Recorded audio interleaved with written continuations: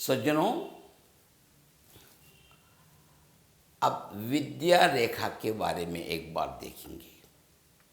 वास्तव में इस विषय में इसके पहले ही मैंने कहा, फिर भी संदर्भानुसार यहाँ पृथक रूप से विद्या एक शीर्षक होने के कारण इसलिए मैं बता रहा हूँ। बहुत छोटा विषय है कि मध्यमांगुली और अनामिका अंगुली, इन दोनों अंगुलियों को दूर कर देखने से यहाँ एक स्थान दिखाई पड़ता है। यहाँ मध्य एक केंद्र बिंदु बनाइए। यहाँ से सूर्य रेखा यानी सूर्य स्थान, सूर्य सीमा प्रारंभ होती है और हृदय रेखा तक चलती है। और उसी प्रकार अनामिका और कनिष्ठा, इन दोनों को दूर प्रसारित करने से यहाँ एक मध्य बिंदु निकलती है। वहाँ से सीधी लकीर हृदय तक ले जाएंगे तो ये पूरा स्थान सूर्य का स्थान है। सूर्य के स्थान में ऊपर से लेकर यानी मध्य स्थान से लेकर सूर्य की सीमा में जो रेखा निकलती है, ये रेखा स्थायी रूप से रहती है। इसे स्थिर रेखा या स्थायी रेखा कहते हैं। इसी रेखा को विद्या कहते हैं। किंतु एक्के दुक्के लोगों में यहाँ भी यानी इस बिंदु से थोड़ा हटकर यहाँ एक रेखा दिखाई पड़ती। ये दो रेखाएं विद्या से संबंधित है। विद का अर्थ है टू नो, जानना। विद्यार्थी भी इसी से संबंधित, विद्वान इसी शब्द से संबंधित, विदुषी इसी शब्द से संबंधित। विद एक धातु है संस्कृत भाषा में, उस विद धातु से ही विद्या निकली है, इसीलिए इसे विद्या रेखा कही गई है। तो देखिए, एक ही रेखा बहुत बहुत बहुत बस है। एक रेखा रहने से कहते हैं कि इसे अच्छी विद्या है।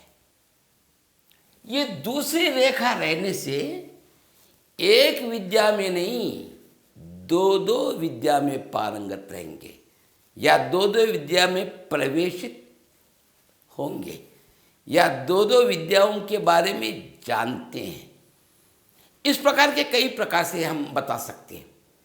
किंतु इस रेखा में अंतर है। क्या अंतर है? देखने में नहीं।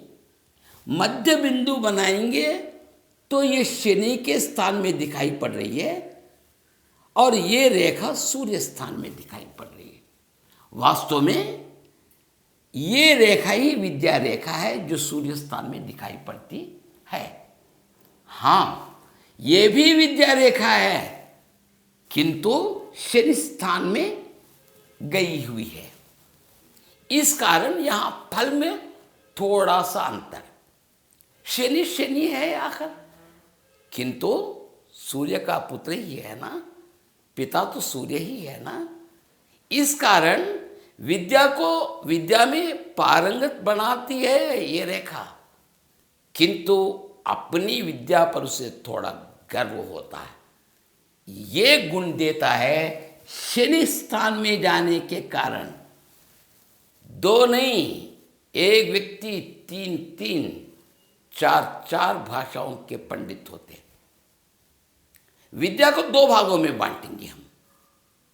एक विज्ञान, कुछ लोग ऐसे होते हैं केवल विज्ञान मात्र रहता है, पढ़ा लिखा है, बड़ी बड़ी डिग्रियां प्राप्त कर चुकी, किंतु जो विद्या है, जो ज्ञान है, दूसरों पर उसका प्रभाव नहीं पड़ रहा, समझा नहीं सकेगा।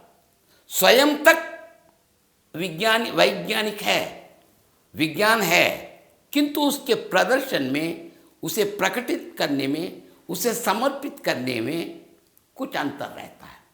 इसके लिए और एक विद्या की आवश्यकता है जो रेखा के रूप में दिखाई नहीं पड़ती है, उसे कहते हैं कला। कुछ लोग ऐसे होते हैं अक्षर का ज्ञान तक नहीं रहता किंतु कला रहती है। उदाहरण के तौर पर एक नर्तकी, संगीत का ज्ञान है किसी व्यक्ति को, संगीत मात्र जानता है किंतु लिखना पढ़ना जाने न जाने वो और चीज है। नर्तकी नाचने की कला में उसे प्रवेश है, वो नर्तकी है। पढ़ी लिखी हो कोई ऐसा नियम नहीं है। हाँ पढ़ी लिखी भी है, नर्तकी भी है, पढ़ी लिखी भी है, संगीतज्ञा भी है, खड़ी लिखी भी है, पढ़ी लिखी भी है, और ये चित्रकार भी चित्र बनाते हैं कुछ लोग। वो एक प्रकार की कला है। उस कला पर उसे थोड़ा गर्व होता क्योंकि ये वाली रेखा शेष स्थान में जा चुकी है, गई हुई है। तो देखिए, ज्ञान और कला दो मिश्रित हो, अगर ऐसे व्यक्तियों के बारे में देखना है, भाई वो MBA है, वो MA है, वो MCA है, वो IAS पास कर चुके, IPS है, IRS है, ऐसे बड़ी बड़ी योग्यताएं उन्हें रहती है। तो उन रेखाओं के बारे में जानने के लिए चाहिए कि उनकी बुद्धि रेखा सही स्थान से निकलकर अर्धवर्तुल में जाकर कुजक क्षेत्र में चलकर यहाँ कुजक क्षेत्र में समाप्त हो, और दो पाइयों में अगर ये रेखा बांटी रहे, अगर एक शाखा अधिक रहे तो और भी अच्छा, यानी उचित अनुचित, न्याय अन्याय, करूं न करूं, तर्क शक्ति, यानी सतर्क होकर किसी काम को करते हैं। इस विद्या के बारे में अक्षर ज्ञान, किसी विषय का ज्ञान, किसी शास्त्र का ज्ञान, किसी भाषा का ज्ञान, कोई भी हो, कितने नहीं है, विद्या का अर्थ तो बहुत ऊंचा है, बहुत बड़ा है। डिक्शनरी में देखेंगे तो उसके बहुत बड़े बड़े अर्थ निकलेंगे। तो इन रेखाओं के साथ, भाई ये रेखा अनपढ़ व्यक्तियों में, यानी अक्षर ज्ञान जिन व्यक्तियों को नहीं है वैसे व्यक्तियों में एक रेखा दिखाई पड़ती है। वास्तव में वह पढ़े लिखे नहीं है, अक्षर ज्ञान एकदम बिल्कुल नहीं है, उनके लिए तो काला अक्षर भैंस बराबर है। वैसे व्यक्तियों में एक ऐसी कला है, रहते हैं झोंपड़ी में, उसके अतराफ 20-25 झोंपड़ियाँ होती हैं, उन सभी को अपने काबू में रख लेता है। अगर उसने एक लकीर खींच दी, कोई भी व्यक्ति इस लकीर को पार नहीं कर सकता है, खबरदार बोल देंगे तो कोई पार नहीं करेगा। उनकी आज्ञा एक शासन बन जाएगा, उनकी बात, उनकी हुकूमत एक शासन। इसके साथ अगर ये भी अच्छी हो, अगर दो दो बुद्धि रेखाएं हो, अगर यहां 2 रेखाएं दिखाई पड़े या 3 रेखाएं दिखाई पड़े, बड़ी बड़ी डिग्रियां भी इनके लिए होती हैं, विद्या में प्रावीण्यता भी होती है, ये कला के निष्णात होते हैं, बहुत सारी योग्यताएं होती हैं। कुछ व्यक्तियों में अगर ये विद्या दिखाई भी नहीं पड़ती है, ये रेखा दिखाई पड़ती है, तो वो भी विद्या की रेखा है, उसे अपने काम करने की शक्ति पर गर्व है। भाई मामूली तौर से एक प्लम्बर है, नल फिटिंग करना है, तो उनके सिवा बहुत बड़े बड़े डिग्रियां जिन लोगों ने प्राप्त की है वे लोग नहीं कर पा सकते, कारण वैसी विद्या में, वैसी कला में इनका प्रवेश नहीं है। उनके ही साथ वो काम बन सकता है, मगर अपने काम पर थोड़ा गर्व रहता है। क्या वो विद्या नहीं है? क्या वो कला नहीं है? वो भी कला है। भाई वायर फिटिंग करने वाला है, कनेक्शन देने वाला है, करंट रिपेयरर है, पढ़ा लिखा तो नहीं है, वो भी विद्या है। बस नहीं है, यह कला नहीं है। उसी व्यक्ति को बुलाना पड़ता अगर करंट से काम लेना पड़ा। अरे भाई मैं इतना बड़ा हूँ, आईएएस पढ़ा हूँ या आईपीएस पढ़ा हूँ या बहुत बड़ी बड़ी डिग्रियाँ करके अगर छुएंगे, विद्युत घात में रह जाएंगे वे लोग, यानी प्रमाद में फंस जाएंगे वे।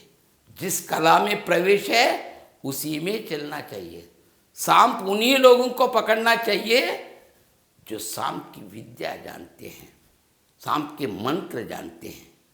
बस सांप देखे कि पकड़ लिए तो डस लेता।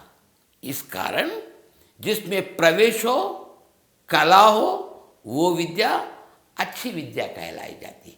अक्षर ज्ञान भी रहता, बोलने की शक्ति रहती, जो विज्ञान उसमें है उसे प्रदर्शित करने की कला है, वो अच्छी विद्या है। चाहे ये रेखा हो न रे, ये रेखा